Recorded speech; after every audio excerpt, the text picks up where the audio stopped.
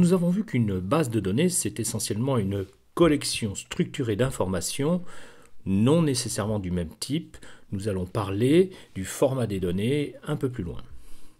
Il va donc falloir apprendre à stocker et à organiser l'information en vue de son exploitation. Il existe des méthodes pour cela. Cela ne s'improvise pas. Nous allons voir que nous allons appliquer la méthode Meurize. Bien entendu, je ne vous donnerai pas un cours sur cette méthode, mais tous les principes que nous allons exposer dans cette présentation seront appliqués de la méthode Meurize. Alors nous avons fait un premier travail utilisant donc le fichier texte pour l'ouvrir dans Excel et avons commencé à travailler sur ce fichier de notes en essayant de calculer des moyennes, faire des statistiques dites descriptives et puis à essayer de faire des filtres, des conditions logiques qui nous ont amenés à faire nos premières requêtes et nous avons vu que Excel était de toute façon un logiciel qui n'était pas très adapté à la manipulation des données de type base de données. C'est pourquoi il est maintenant nécessaire d'aborder ce que je vais appeler la conception et la réalisation d'une base de données avec la méthode Meurize, qui nous permettra donc d'exposer le principe du modèle conceptuel de données et du modèle logique de données, en essayant de faire au plus simple et au plus efficace. Nous allons utiliser, in fine, un système de gestion de base de données relationnelle qui n'est autre qu'un moteur permettant de piloter la base de données, qui est Access, comme je vous l'ai dit. Alors, reprenons un petit peu les notions vues la dernière fois. Nous avons vu que nous disposons d'enregistrements dans une base de données, aussi petite soit-elle comme par exemple un fichier de notes sous format texte, et que chacun de ces enregistrements pouvait être découpé en champs. Alors, bien entendu, ces champs portent des identificateurs, et nous allons voir que ces identificateurs vont correspondre à un type d'informations qui vont être définis de façon explicite dans le système de gestion de base de données relationnelles. Le type d'information que nous allons rencontrer est essentiellement le suivant. Nous avons la possibilité d'utiliser des caractères qui vont de petit a à petit z et de grand A à grand Z. Donc nous pouvons ensuite construire des chaînes de caractères de 255 caractères maximum, par exemple le mot écologie avec un E majuscule et sans accent. Nous pouvons manipuler des booléens, oui, non, 0, 1, ft, false, true, vrai, faux. Toujours est-il qu'ils sont codés avec un seul bit sur 0 ou sur 1, où on regarde en tout cas le dernier bit du mot machine. Nous manipulerons aussi des entiers courts qui vont de 0 à 255 ou s'ils sont signés de moins 128 à plus 127. Des entiers longs qui vont de 0 à plusieurs milliards. Des réels avec la partie décimale séparée par un point pour les versions anglo-saxonnes et par une virgule pour les versions latines. Nous verrons qu'il existe des réels simple précision et des réels double précision. Alors je n'ai pas mentionné dans cette liste les formats dates, les formats monétaires, euros, dollars, yens, etc. Nous aurons l'occasion de les rencontrer. Et il y a même aussi un format réservé aux liens hypertexte.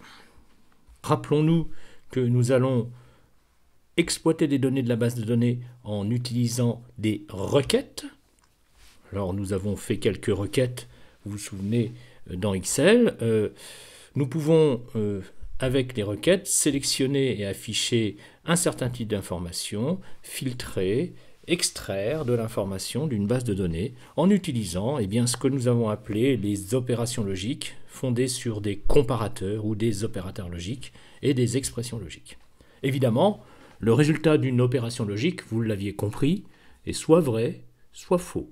Donc la requête honore la demande si le résultat de l'expression logique de laquelle elle dépend est vrai. Il va falloir distinguer dans notre vision de la base de données le contenu du contenant. Nous avons compris que nous allons faire un produit numérique.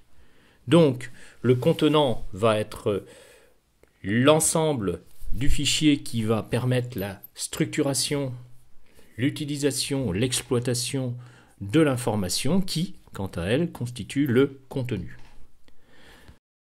Une base de données va devoir être conçue d'une façon, on va dire, intelligente, subtile, opérationnelle, c'est-à-dire qu'il va falloir se détacher un petit peu du monde informatique pour revenir à l'essentiel, c'est que nous sommes des humains et pour concevoir même un produit numérique, nous avons besoin de réflexion et nous allons utiliser le papier et le crayon.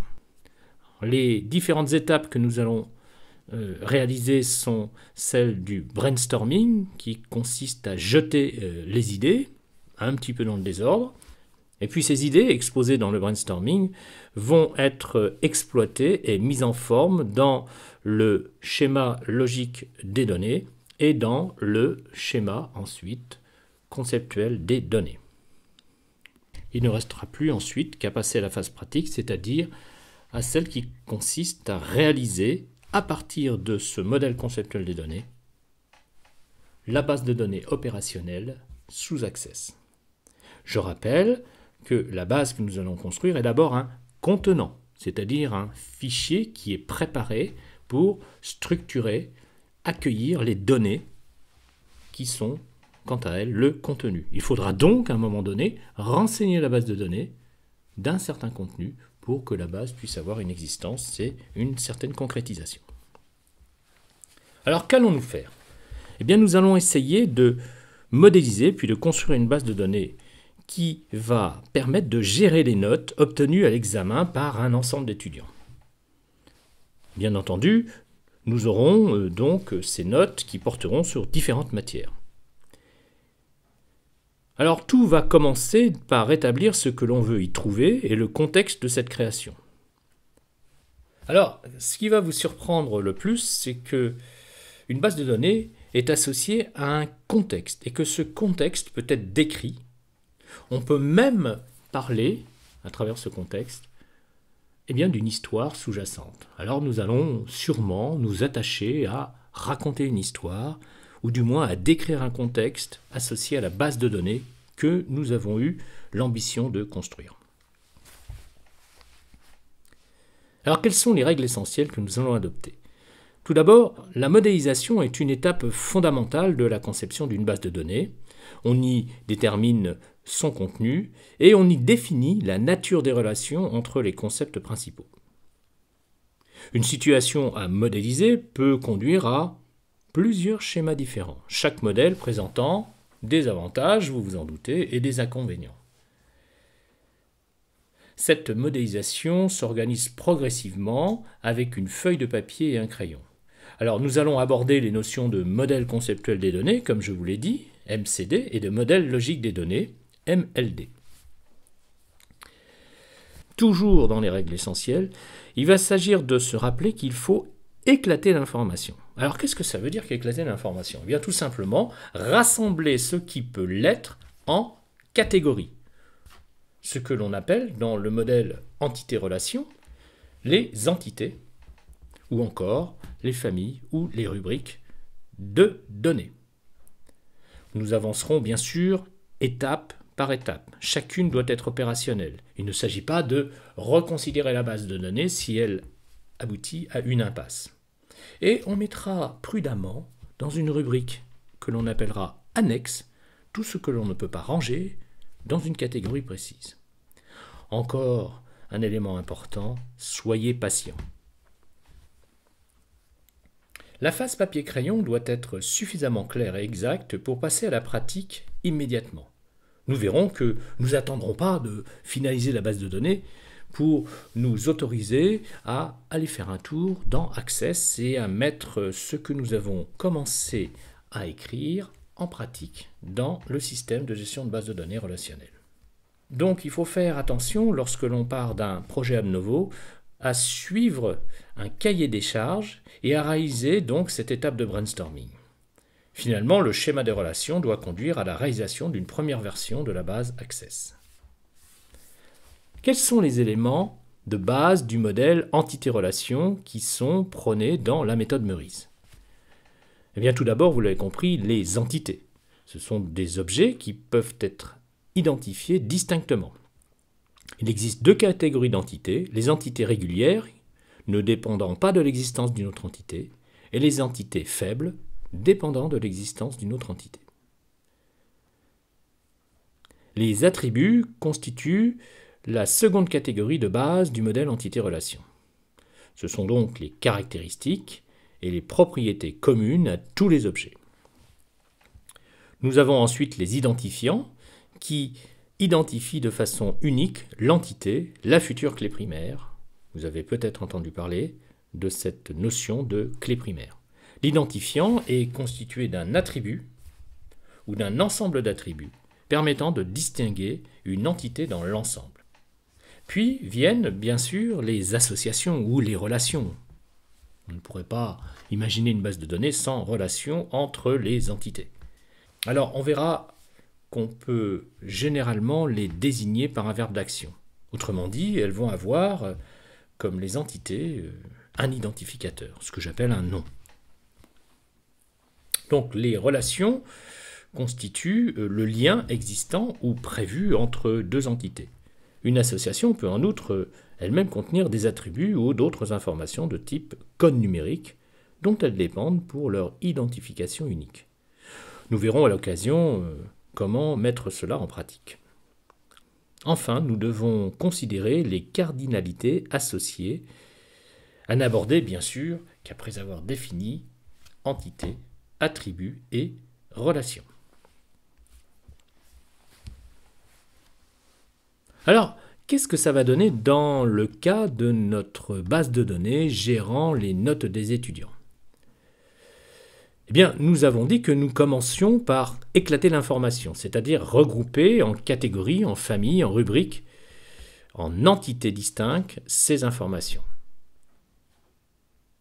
Alors, à quelles informations peut-on penser lorsque l'on veut créer une base de données gérant les notes des étudiants? Tout d'abord, nous pouvons identifier un élément important, c'est la famille des étudiants. Donc la catégorie étudiant ou l'entité étudiant devra faire partie de l'ensemble des entités qu'il faudra considérer dans notre base de données. De la même façon, matière définit un ensemble d'informations indépendantes qui n'a rien à voir par exemple avec étudiant. Nous pouvons aussi penser à définir une catégorie encore à part qui s'appelle enseignant. Enfin, pourquoi pas filière ou d'autres informations qui pourraient être intéressantes de définir et qui pourraient être reliées à l'une de ces entités. Alors, c'est une bonne base de départ, et puis, bien sûr, la deuxième information qu'il y a dans le but de notre base de données, c'est l'information des notes, sans oublier les coefficients, mais coefficients qui seront plutôt des attributs. Alors voilà, matière, étudiant, filière, enseignant sont des informations indépendantes qui existent en tant que telles. Pour notes, c'est beaucoup moins évident, puisque des notes sont attribuées aux étudiants et que ces notes sont associées à certaines matières. Donc, c'est le contexte qui va relier ces informations entre elles. Nous allons voir comment nous allons pouvoir commencer notre base de données. Alors tout d'abord, eh bien, nous allons essayer de trouver une phrase qui va spécifier le contexte de la création. Cette phrase va être constituée d'un sujet, d'un verbe, d'un complément et va être simple et appuyée sur les entités que nous avons définies. Alors, pour cela, je vous propose de partir d'un contexte simplifié. Intéressons-nous à réaliser, par exemple, une base de données répertoriant les inscriptions des étudiants dans les matières proposées. Ceci nous permettra de nous affranchir de l'information des notes qui, nous l'avons compris, n'est pas indépendante des matières, étudiants et enseignants qui sont, quant à elles, des entités indépendantes à part entière. nous nous en doutons, en mettant en relation étudiants, matières, enseignants, voire filières, eh bien l'information des notes va apparaître. Constituons un tableau où nous allons avoir comme entrée en colonne sujet, verbe, complément. Nous pouvons penser à une phrase très simple qui constitue une première partie du développement de notre base de données, qui serait par exemple « Les étudiants vont suivre ou s'inscrire à une matière donnée ». Je mets donc en sujet étudiant, en verbe, eh bien l'infinitif suivre ou inscrire, et en complément matière. Donc j'ai employé déjà deux des entités qui ont été définies dans mon projet. En deuxième partie, je vais pouvoir m'intéresser, par exemple, aux enseignants qui enseignent dans ces matières. Je vais pouvoir écrire qu'un enseignant va donner un cours ou un enseignement ou va enseigner une certaine matière. Enfin, je pourrais également m'intéresser à faire apparaître une troisième phrase qui spécifie qu'une matière fait partie ou appartient à une certaine filière. Et j'ai donc là, avec ces trois phrases, utilisé les quatre entités qui définissent notre projet. Alors il est temps maintenant de réaliser une phrase contextuelle qui rassemble nos idées et qui permette de proposer l'utilisation d'un maximum d'entités dans cette phrase contextuelle. Alors je vous propose de considérer l'élément central de notre projet, c'est que quand même ces notes concernent l'avenir des étudiants et je pourrais commencer par l'étudiant machin. Alors l'étudiant c'est l'entité, machin est un exemple, il va donc falloir associer machin à une définition précise. L'étudiant machin est inscrit dans la matière truc enseignée par l'enseignant bidule. Nous voyons ici que l'étudiant, matière et l'enseignant sont les trois entités qui généralisent le concept, tandis que machin, truc et bidule sont trois exemples d'individus ou d'enregistrements qui devront être définis dans chacune de ces entités. Enfin, en vert est spécifié donc la liaison est inscrit et l'autre liaison enseignée par qui réunissent d'une part l'étudiant et la matière et d'autre part la matière et l'enseignant. Il est maintenant temps de passer à une première version structurée ou presque structurée de notre phrase contextuelle. Je vous propose donc de représenter, comme d'habitude, nos entités par un rectangle surmonté d'une étiquette, étudiant, matière, enseignant. Dans ces entités, dans chacune des entités, nous allons proposer deux attributs minimums qui permettent de spécifier de façon claire et précise l'entité. Pour étudiant, au minimum, son nom et son prénom. Pour la matière, au minimum, son intitulé et son coefficient. Enfin, pour l'enseignant, au minimum, son nom et son prénom. Il est maintenant temps de proposer des liaisons qui vont permettre de réunir l'entité étudiant à l'entité matière et de relier l'entité matière à l'entité enseignant. Donc inscrire va être mise sous forme de rectangle avec deux points d'accroche qui pour l'instant ne sont pas précisés mais qui s'accrochent aux deux tables. L'entité étudiant qui va être relié à l'entité matière par cette liaison inscrire. Et enfin, enseigner, qui, là encore, est représenté par un rectangle avec 2 points d'accroche entre l'entité matière et l'entité enseignant. Alors ceci va dans les deux sens, la preuve. Nous allons maintenant pouvoir proposer une phrase qui explique que l'étudiant s'inscrit dans la matière enseignée par l'enseignant, et dans l'autre sens, l'enseignant enseigne une certaine matière dans laquelle s'est inscrite l'étudiant.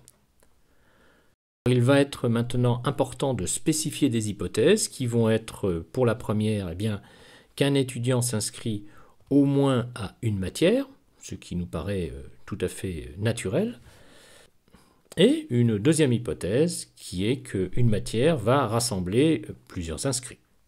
Enfin, pour une troisième hypothèse, limitative pour l'instant, nous allons proposer qu'un enseignant puisse enseigner dans plusieurs matières, mais qu'une matière n'est donnée que par un seul enseignant. Ceci nous amène à définir les cardinalités. Ce sont les chiffres que j'ai disposés en vert au-dessus et en dessous de ces embryons de liaison. Et nous voyons que dans notre modèle d'inscription des étudiants à une matière enseignée par un certain enseignant, il faut considérer que un étudiant au moins et un en plus est inscrit dans une à plusieurs matières. Alors pour honorer ces hypothèses, nous voyons que un étudiant au moins et un étudiant au plus va s'inscrire dans une à plusieurs matières, plusieurs étant spécifiées par un N. Dans l'autre sens, une matière et une seule, une au minimum et une au maximum, va rassembler les inscriptions de 1 à plusieurs étudiants. Autrement dit, un étudiant peut s'inscrire à plusieurs matières et une matière peut rassembler les inscriptions de plusieurs étudiants. J'aurais pu commencer les cardinalités, puisqu'il s'agit de cela, en mettant 0 à 1 étudiant est inscrit dans une à plusieurs matières. Mais je ne souhaite pas gérer des étudiants fantômes, c'est pourquoi j'ai commencé la cardinalité pour étudiants par 1 et je l'ai terminé par 1. Alors de la même façon, je vais définir les cardinalités associées à la liaison enseignée et je vois sans trop de peine que d'après l'hypothèse H3 que j'ai définie, une matière au minimum et une matière au maximum va être enseignée par un enseignant au minimum et un enseignant au maximum. Tandis que dans l'autre sens, un enseignant peut enseigner dans une à plusieurs matières. Donc vous voyez que ces cardinalités nous permettent d'honorer les hypothèses que nous pouvons établir pour le démarrage de la conception de notre base de données. Alors encore une remarque, on pourrait très bien s'intéresser à détailler la construction de la base de données sur un bloc qui serait étudiant matière, et puis s'intéresser ensuite à définir plus précisément le deuxième bloc, matière enseignant, ce qui nous permet de commencer le travail de façon quasi indépendante sur le premier bloc, puis de nous intéresser au deuxième bloc, avant bien entendu de réunir l'ensemble dans un seul schéma. Alors cet ensemble qui est rassemblé et proposé dans ce tableau constitue ce qu'on appelle le modèle conceptuel des données. C'est l'embryon de notre base de données. Il n'est pas encore tout à fait précis, vous voyez, quant à la façon dont on va lier les tables, mais tout y est pour expliquer un petit peu comment s'organisent les relations entre les différentes entités. Donc, nous le voyons, le fait même d'établir les liaisons d'une façon particulière limite la base de données a une utilité, ou en tout cas honore un cahier des charges, ou du moins des hypothèses de ce cahier des charges, de façon particulière. Je vous propose de nous arrêter là pour la première étape de découverte du modèle conceptuel des données au modèle logique des données, car il faut passer à la pratique pour pouvoir s'imprégner de façon plus concrète de ces éléments et arriver à mieux percevoir en quoi réside cette structure entité-relation qui implique donc la définition à la fois de l'entité en structure, des clés primaires, des attributs et bien entendu des relations qui relient ces différentes entités. Dans la pratique que nous allons réaliser avec le système de gestion de base de données relationnelle Access, nous allons voir comment définir la structure de ces entités de façon précise et comment, bien entendu, donner un contenu à cette base de données, car cette base de données n'aura d'existence et d'intérêt que si elle dispose d'un contenu. Autrement dit, il va falloir définir quelques matières, définir quelques étudiants, définir quelques enseignants, pour que cette base nous apparaisse beaucoup plus concrète que seulement fondée sur sa structure. Eh bien, merci de m'avoir écouté. Je pense que ceci nous permet de nous affranchir, de nous voir aujourd'hui et nous permet de continuer sur une base déjà assise, correcte, que je rebalayerai très rapidement lorsque nous aurons le plaisir de nous revoir en cours. Nous allons aller dans Access pour illustrer un petit peu ce concept de contenant-contenu et cette base de données qui est pour l'instant seulement évoquée d'un point de vue conceptuel va pouvoir prendre une allure plus réaliste, on va dire physique, qui sera donnée par Access. Alors, toujours pareil, je vais aller dans Access en sollicitant le bouton Access, d'accord? Donc je clique sur Access, le bouton Access 2013. Vous avez sûrement plus moderne, mais ça fonctionne exactement de la même façon. Et pour constituer une base de données, on est obligé d'ouvrir une base de données vide. Donc vous cliquez sur l'onglet ou sur l'icône base de données vide. Et on vous demande de donner un nom de fichier à cette base de données vide et de solliciter le bouton créer. Donc je vais chercher un emplacement pour ce fichier grâce à l'icône dossier comme d'habitude. Et là, je vais remonter dans mon espace disque. L'espace disque qui me demande de réaliser peut-être un dossier spécifique. Donc là, je vais l'appeler BADE3. Et je vais mettre ma base de données que je vais appeler notes. Donc base des notes, base notes. Toujours pareil, pas de blanc. Remplacez les blancs par un underscore, un souligné. Note, et je mets un underscore pour mettre la version, parce qu'on va avoir plusieurs versions. ACCDB, ça veut dire Access, ACC, DB, database. Le format de la terminaison, c'est Access Database. Donc là, je vais enregistrer cette base vide en appuyant sur le bouton Créer. À ce moment-là, il m'offre une interface qui est complètement nouveau pour vous et qui va prendre un sens au fur et à mesure de l'utilisation de notre système. Alors tout d'abord, il a ouvert par défaut table 1. J'en ai pas besoin, donc je vais la supprimer en allant dans tous les objets, supprimer. Voilà, c'est une table par défaut, j'en ai pas besoin. Donc là, je ferme la table pour pouvoir la supprimer. Et là, j'ai un environnement avec des menus, un menu fichier qui va sûrement me permettre d'ouvrir et d'enregistrer, un menu accueil qui va être le menu à surveiller, un menu créer qui va nous permettre de créer nos éléments, et puis nous verrons plus tard les outils base de données et données externes. Donc, je vais dans l'onglet créer, et là, dans création de table, vous voyez qu'il se prépare à réaliser la structuration de notre contenant exactement comme celui qui est spécifié dans le tableau. Celui que j'ai mis en modèle conceptuel. Alors nous allons commencer par le plus simple, les matières, parce qu'il ne va pas y en avoir beaucoup. D'accord? Ça va vous permettre de voir un petit peu comment on va codifier tout ça.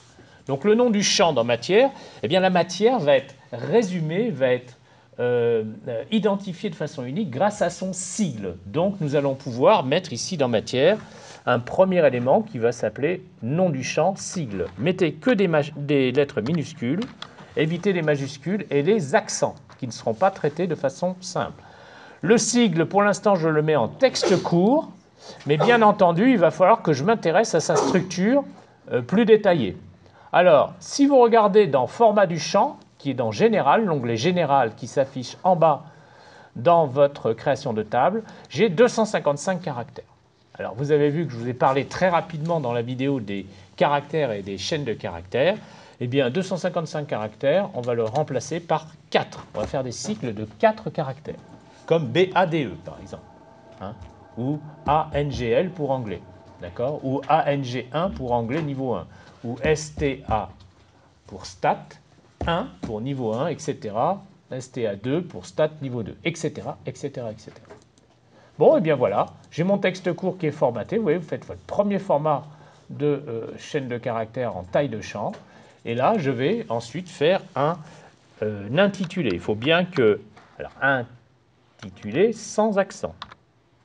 Parce que nous sommes dans un monde qui ne gère pas les accents pour les identificateurs. Et là, je vais le mettre en texte court. Ça suffira, 255 caractères, pour décrire. Eh bien, par exemple, BADE s'appellera base de données pour l'environnement. D'accord? Et puis, je vais mettre ici des éléments qui ont été portés dans le tableau et proposés, comme par exemple le coefficient. Chaque matière va être attribuée à un coefficient. Alors, le coefficient, lui, sera plutôt de type numérique. Donc là, je vais pouvoir le mettre en numérique. D'accord? Et je ne vais pas m'occuper pour l'instant du type de numérique qu'il va y avoir, mais entier long me satisfait, même si je ne vais pas avoir beaucoup de codage. Alors, lorsque l'on est bien intentionné et qu'on sait qu'on va faire un travail d'équipe, eh bien, on sait que notre travail va peut-être être repris par des collègues ou par des camarades. Donc, ce qu'on va faire, c'est qu'on va mettre une description qui est facultative pour chacun des champs. Donc, ici, nous allons mettre une description qui veut dire que sigle, c'est le sigle qui représente, qui code l'unité, enfin, qui représente l'unité. L'UE, si vous préférez, d'accord? Ou la matière. Alors là, les accents, j'y ai droit, puisque c'est un commentaire, d'accord? Et là, je vais mettre ce cycle de 4 lettres, de 4 caractères, pour être plus précis. Et pour l'instant, je sais que ça s'appelle un identifiant, d'accord? Donc, c'est un cycle de 4 caractères qui représente l'UE et la matière, entre parenthèses, identifiant. Pour l'instant, je ne m'occupe pas de ces notions de clés primaires, puisque je n'ai pas encore fait le modèle logique des données. En intitulé, eh bien, je vais mettre un descriptif assez bref, donc bref, titre ou descriptif de la matière. Pour l'instant, c'est que du contenant, hein, d'accord? Et enfin, en coefficient, c'est le coefficient attribué pour cette matière. Voilà, donc là, j'ai renseigné de façon explicite ce que j'attends à avoir comme information. Alors maintenant, je vais apprendre à rentrer un contenu. Pour rentrer un contenu, je vais donc passer en mode feuille de données, parce que là c'est le mode création, c'est-à-dire à peu près comme Excel, je vais avoir des colonnes et je vais pouvoir renseigner par un contenu ma base de données. Pour l'instant, je commence par une table. En basculant en mode feuille de données, il va me demander si la table doit être enregistrée. Je fais oui.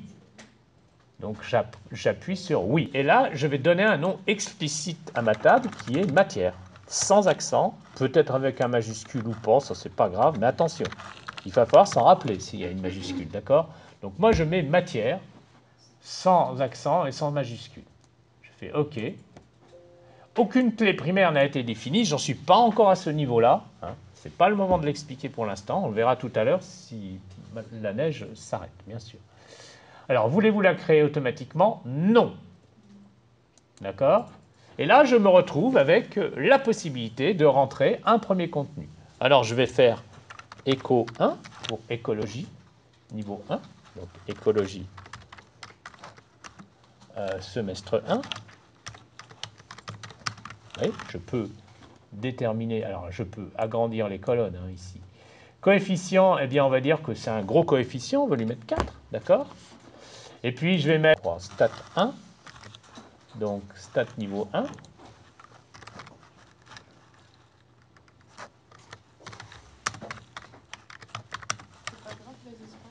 Absolument pas grave, parce que c'est un intitulé chaîne de caractères. Et là, j'ai le droit, dans des contenus, à des accents. C'est pas pareil. Vous comprenez la différence entre contenu et contenant, hein? Et là, stat 1, je vais lui donner, par exemple, niveau 3. Là, j'ai stat 2. Stat niveau 2. Alors, c'est niveau 2. Et ensuite, j'ai plus qu'à mettre son coefficient. Bah, par exemple, on va dire que c'est un petit peu moins, c'est 2. D'accord? Et enfin, je peux mettre BADE, base de données, et j'en aurai tellement que je vais m'arrêter là. Hein. C'est juste pour vous faire comprendre des données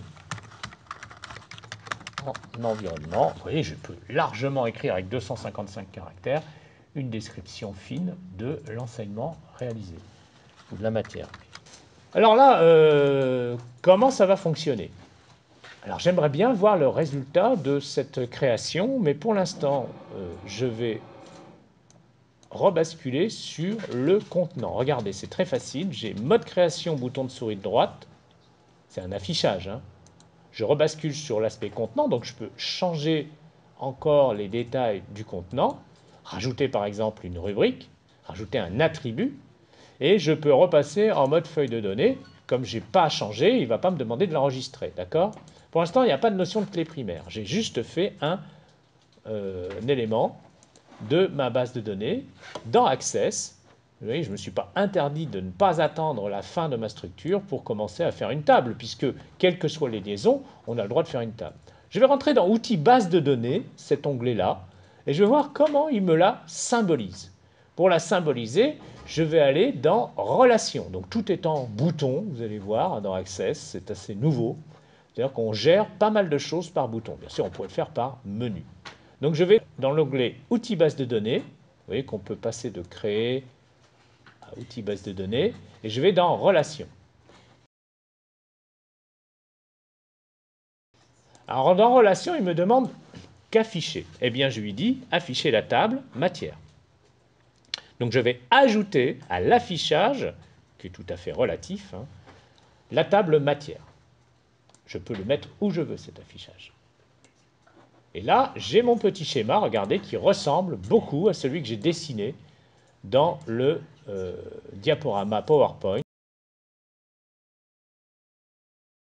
avec un onglet matière, et je retrouve sigles, intitulé et coefficients, qui sont des éléments qui constituent le contenant, la description d'un enregistrement type d'une matière. Alors, quels sont les enregistrements qu'on a? Oui, je peux basculer du contenant au contenu et à la description de ce contenant. Et là, j'ai un nouveau bouton que je voudrais vous faire voir. C'est ici à gauche, le bouton affichage. Donc, je peux afficher en mode feuille de données ou mode création ma table. Je vais donc l'afficher en mode feuille de données pour faire un bilan. Alors, l'onglet fichier, je ne vais pas en avoir besoin tant que je ne fais pas d'enregistrement, d'accord? C'est l'onglet accueil qui m'intéresse, c'est l'onglet outils base de données pour l'instant, d'accord? Outils accueil et outils base de données. Et parfois, je peux m'intéresser à l'outil créer. Alors, j'ai deux onglets, relations, puisque je l'ai demandé, et matière, d'accord? Et donc, dans affichage ici, qui se trouve juste à gauche de l'onglet accueil, non pas dans le fichier, mais à gauche de l'onglet accueil, c'est vrai qu'il est sous l'onglet fichier, mais il concerne l'onglet accueil. Je vais avoir ici la possibilité de passer soit en mode feuille de données, soit en mode création. Regardez ce que ça donne en mode création. Hop. Regardez ce que ça donne en mode feuille de données. J'ai un switch, je passe dans les deux. Donc ici, vous voyez, quand j'ouvre l'onglet feuille de données, éco 1 avec écologie semestre 1 et puis le coefficient 4, c'est du contenu. Stat 1 et sa description, c'est du contenu. Stat 2 et sa description, c'est du contenu. BADE et sa description, c'est du contenu. OK? Essayons de voir si je pouvais rentrer un autre caractère derrière echo 1. Eh bien non, parce qu'il me le bloque à 4 caractères. Vous voyez, j'ai beau essayer, je n'y arrive pas. D'accord? Donc, il me le bloque à 4 caractères. Si je voulais rentrer un autre caractère, il suffirait de passer dans l'affichage mode création et de changer le type de texte court pour taille du champ 4 en taille du champ 5. Rien n'est interdit, d'accord? Bien. Du coup, j'ai fait ma première table. Je vous propose de faire la deuxième table. Alors, vous allez pouvoir vous affranchir de moi au fur et à mesure. Hein. Donc, je vais dans l'onglet « Créer ». Dans l'onglet « Créer », je sélectionne « Création de table ». Je clique sur « Création de table » et je mime la réalisation de la table étudiant. Dans la table étudiant, je vais me contenter pour l'instant de ce que me proposait mon tableau PowerPoint, c'est-à-dire ID étudiant, nom et prénom. J'y vais. Je vais donc faire ici ID étudiant en nom du champ. Je me laisse guider, hein, c'est très intuitif. Hein. ID underscore souligné, si vous préférez, le souligné du 8. Étudiant, alors je peux mettre étudiant en minuscule, mais ID en majuscule, c'est le seul que je mettrai en majuscule pour bien repérer. Parce que vous allez voir le rôle des ID. Je mets tout au singulier. Hein, matière au singulier, ça décrit une matière. Étudiant décrit tout type d'étudiant qui sera dans la table étudiant. Et l'ID étudiant est l'ID qui est propre à l'étudiant. Je pourrais tout mettre au pluriel si je voulais, ce n'est qu'un point de détail. D'accord? Là, je gère des enregistrements d'étudiants, donc je peux tout mettre au singulier. OK? Je décris mon enregistrement en disant que le type des données va être numérique, mais là, ça va être complètement nouveau, c'est numéro auto. Qu'est-ce que ça veut dire numéro auto? Ça veut dire que c'est le système qui me gère la numérotation automatiquement. Dès qu'il voit que je rentre un nouvel individu, l'indice de l'individu est augmenté d'une unité. Admettons que je commence à 1. Si je rentre le premier individu, son ID sera 1, et le deuxième sera 2, le troisième sera 3, etc.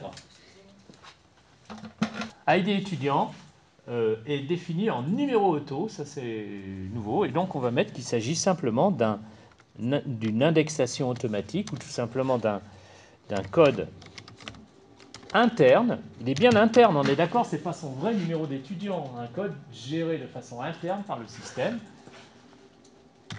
pour identifier de façon unique notre étudiant, c'est-à-dire que le 1, s'il est pris, le système ne va pas le réattribuer, il va mettre 2, d'accord, pour attribuer de façon unique un numéro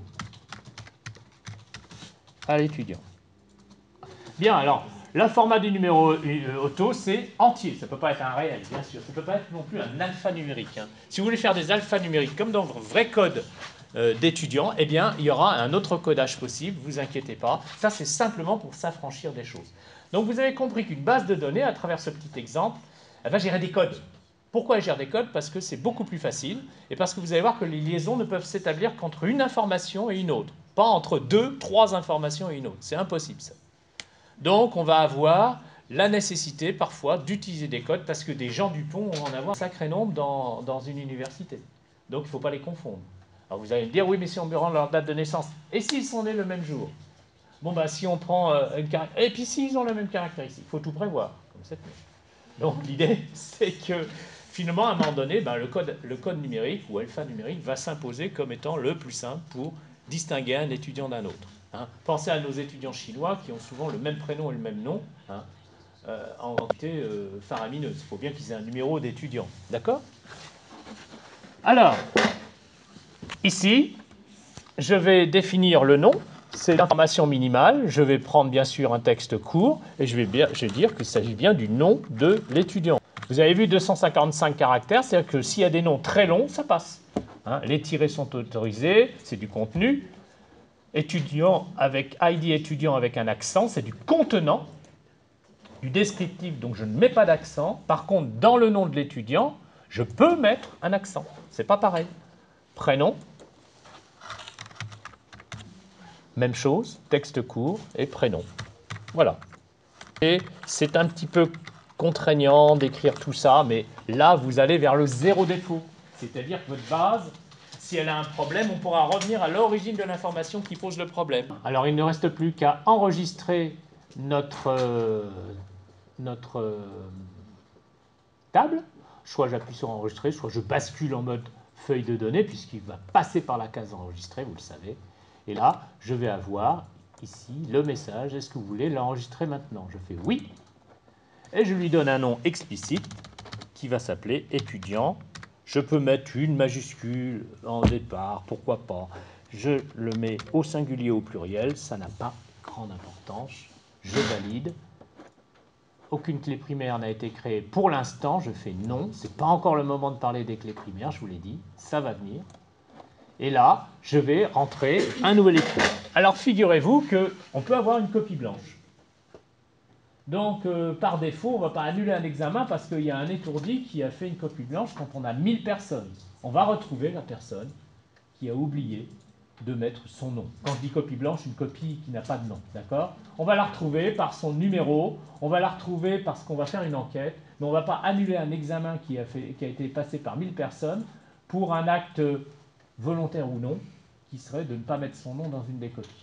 Donc pour l'instant, eh ben, on sait que dans une base de données, lorsqu'on n'a pas le renseignement d'une donnée, on va mettre inconnu ou à définir, d'accord? Là, je vais mettre inconnu en français. Je pourrais mettre unknown, U-K-N-W, en anglais. Le prénom, je le laisse, j'ai le droit de laisser un champ libre. Ce qu'il faut franchement, c'est que on se prépare à avoir une information qui contienne au moins un élément. D'accord? Ensuite, je peux y aller. J'ai bac, n'est-ce pas? Bac. Regardez, il va l'indexer à 2 tout de suite. Il est normal de commencer le nom avec une majuscule, et puis je vais l'appeler Lucien. Je vais en faire un troisième, et ça sera suffisant. Bien sûr, il va reconnaître que quand j'appuie sur nom et que je mets par exemple Puccini, avec 2 C, Isabelle, eh bien, je vais me retrouver avec un troisième composante. Je n'ai pas besoin de rentrer dans le quatrième, j'ai assez d'éléments pour vous faire voir qu'il y a une différence entre contenu et contenant. Regardez, la table étudiant est prête ici, et le contenu contient déjà 3 enregistrements. Je vais faire ici enregistrer, et je vais passer au mode relation. Vous avez l'habitude. Pour afficher la deuxième table que j'ai créée, qui est la table étudiant. Bouton de souris de droite dans l'espace de l'onglet Relations. Afficher la table. Et là, c'est la table étudiant que je vais afficher. Ce n'est pas la table matière parce que si regardez, si j'ajoute la table matière, il va m'ajouter une deuxième table matière. Et il va l'indexer 1. Alors là, je clique sur la table que j'ai malencontreusement affichée et je fais masquer la table. Ça ne veut pas dire que quand je masque une table, la table disparaît. Hein. Ça veut dire qu'elle n'est plus affichée dans le schéma. Regardez, je masque la table. Il n'y a plus rien dans le schéma. La table est encore là. Hein. Regardez, matière est là, étudiant est là. Il n'y a rien de disparu. Ok? C'est juste un schéma des relations qui n'implique plus cette table. Donc là, je vais afficher la table, eh bien, étudiant. À côté de la table matière, je vais ajouter. Et je me retrouve ici avec un schéma qui ressemble beaucoup à celui que j'ai établi dans mon espace PowerPoint, dans mon diaporama, puisque je reconnais ici les 2 tables de gauche, étudiant et matière. Il ne me reste plus qu'à créer la table enseignant. Bien, alors pour cette dernière partie qui concerne la création de la table enseignant, je vous laisse la réaliser par vous-même. Vous avez maintenant suffisamment d'expérience pour pouvoir la faire vous-même, hein, l'enregistrer. Et vous pouvez constater que nous avons utilisé 4 champs. Un ID enseignant qui est là de type numérique. Je ne l'ai pas choisi en numéro automatique tout simplement parce qu'il n'y a pas autant d'enseignants que d'étudiants. Donc on peut choisir nous-mêmes le numéro, mais il aurait été possible de le faire en numéro automatique. Ensuite, les 3 champs, nom, prénom, et vous voyez que j'ai mis un champ email en texte court, qui est donc l'email permettant de communiquer avec l'enseignant. Je vous propose d'entrer 2 enregistrements correspondant à 2 enseignants, et nous aurons ainsi suffisamment d'informations pour pouvoir réaliser notre base de données. Je vais la présenter dans la table des relations. Alors, c'est tout ce qu'on va faire avec Access, je vous le dis tout de suite, parce qu'après, ça devient un peu plus délicat de comprendre comment on fait une liaison. Mais c'est fait en un clic de souris, sachez-le, c'est pas compliqué. D'accord? Donc, afficher la table, là, je vais afficher la table enseignant. Mine de rien, j'ai bien avancé mon projet et vous pouvez commencer à rentrer vos rubriques comme ça, d'accord, dans votre projet. C'est du temps gagné. Bon, n'en faites pas plus que 3, parce qu'on ne sait jamais si vous étiez éloigné d'un modèle correct, vous iriez un peu à l'impasse. Mais psychologiquement, vous l'avez commencé. Vous voyez ce que je veux dire? Vous avez fait la première phrase, le fameux tableau avec verbe, sujet, complément, la phrase qui lit tout l'ensemble. Faites des phrases simples avec au maximum 3 entités liées dans une phrase et 2 relations, dans un premier temps, au maximum. Commencez peut-être même avec une seule relation et 2 entités. Sujet, verbe, complément.